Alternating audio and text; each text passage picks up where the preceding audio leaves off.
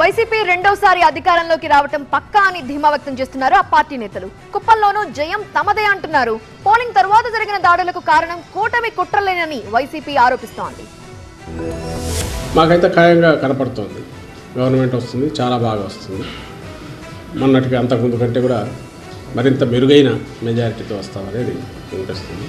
చూడు కుప్పంతో సహా అక్కడ కూడా బలమైన మంచి దీంతో మా పార్టీ గెలవబోతుందని మాకు కనపడుతున్నది. ఇప్పుడు కనపడుతున్న బ్రహ్మాండమైన ఆదరణ ఉంది. రిజల్ట్ కూడా అట్లాగే బ్రహ్మాండంగా ఉంటుంది అనేది మా అంచనా.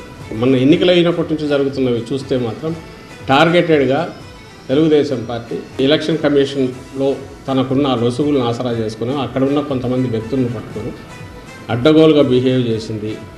ఈ అవసాన దశలో కూడా లాస్ట్ స్టేజ్లో కూడా దానికి ఏమీ బుద్ధి వచ్చినట్లేదు అనేది అర్థమవుతుంది ఆ పార్టీకి. చంద్రబాబు నాయుడు దాని లీడర్. IVF ఒక అధునాతన సంతానోత్పత్తి చికిత్స. అనేక దంపతులకు తల్లిదండ్రులు కావాలనే వారి కలను నెరవేర్చుకోవడానికి సహాయపడుతుంది. ఈ రోజే OSS ఫర్టిలిటీని సందర్శించండి. జగన్మోహన్ రెడ్డి గారు ప్రమాణ స్వీకారం చేయబోతున్నారు 9వ తేదీన అంగరంగ వైభవంగా విశాఖపట్నంలో. 170 రావాలి, 170 దగ్గరగా వస్తాయని చెప్పి నేను చెప్పింది. ఎలక్షన్ కమిషన్ ఎవరైతే నియమించిందో ఒక అధికారిని, ఓ రిటైర్డ్ పోలీస్ ఆఫీసర్ని లా అండ్ ఆర్డర్ సంబంధించి పర్యవేక్షించాలి.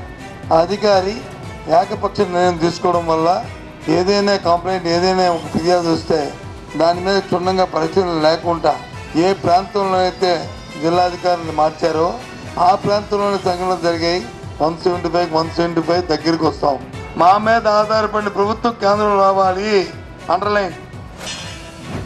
పనిగట్టుకుని కంప్లైంట్లు ఇచ్చి అధికారుల్ని మార్పించారో ఆ ప్రాంతాల్లోనే అక్కడంతా కూడా ఘర్షణలు జరిగినాయి, గొడవలు జరిగినాయి. తెలుగుదేశం శ్రేణులు అందరూ కూడా ఎన్నికల కమిషన్ అడ్డం పెట్టుకుని, కూటమిని అడ్డం పెట్టుకుని, చంద్రబాబు నాయుడు గారి దీన్ని అడ్డం పెట్టుకుని ఇళ్ల మీద దాడి చేయడం అనేది హేయమైనటువంటి విషయం. దీన్ని తీవ్రంగా ఖండిస్తూ సమగ్ర విచారణ చేపట్టాలి అని వైఎస్ఆర్ కాంగ్రెస్ పార్టీ ఈరోజు కంప్లైంట్ ఇచ్చింది అని చెప్పి ఈ సందర్భంగా చెప్తా ఉన్నాం.